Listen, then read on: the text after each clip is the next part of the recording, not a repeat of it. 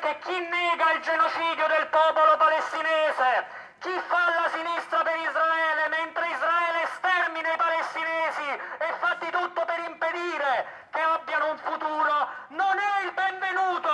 Gli studenti di Venezia non danno il benvenuto alla sinistra per Israele, Emanuele Fiano. Se Fiano avesse voluto un incontro avrebbe organizzato un'iniziativa diversamente, invece è venuto a fare un'iniziativa blindata con questo schieramento di polizia in un'università blindata, precisamente non con la volontà di parlare con gli studenti. A noi questo ci sembra molto chiaro. Se avessero voluto avrebbero fatto un altro tipo di iniziativa, non sarebbero venuti a blindarsi con il governo, con un ministro e con la polizia. La posizione è chiara, il portavoce di Gioventù Comunista, arrivato da Roma, si schiera con i ragazzi, bandiere e striscioni alla mano, davanti al cordone di polizia in tenuta antisommossa a interrompere l'avanzata pacifica verso l'università, lì dove dopo pochi minuti avrebbe preso parola l'ex deputato Emanuele Fiano. È un diritto contestare in un'università un politico che ha quantomeno delle posizioni controverse.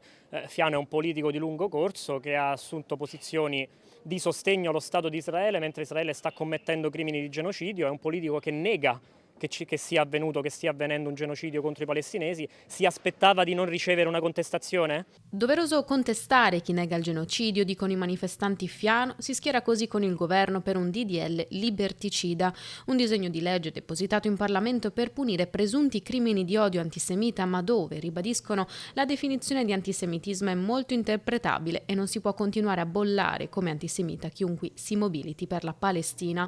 Alla domanda a Fiano se per lui antisemitismo e antisionismo siano la medesima cosa, risposta affermativa: Gioventù Comunista rincara. Noi siamo per i due stati, noi siamo per uno Stato palestinese nei confini del 67, ma c'è una grande ipocrisia di fondo che andrebbe detta a Fiano e che vorremmo dirgliela se ci fosse la possibilità di discutere, e cioè che oggi non si può essere allo stesso tempo per i due stati e per Israele, perché oggi quello che fa Israele è esattamente cercare di cancellare la possibilità che possa nascere uno Stato palestinese. All'accusa di aver di fatto zittito un ex parlamentare per le sue posizioni, i manifestanti ribadiscono il diritto di contestazione. Fiano ha parlato mezz'ora, 40 minuti prima di essere contestato e nell'ultima settimana ha parlato a reti unificate con molta poca possibilità di replica, a onor del vero, per la nostra organizzazione che è stata accusata falsamente di antisemitismo, quando è chiarissimo che Fiano viene contestato per le sue posizioni politiche. Ma secondo voi Moni Ovadia sarebbe stato un altro ebreo con altre posizioni, sarebbe stato contestato nell'Università di Venezia? Questa è la verità.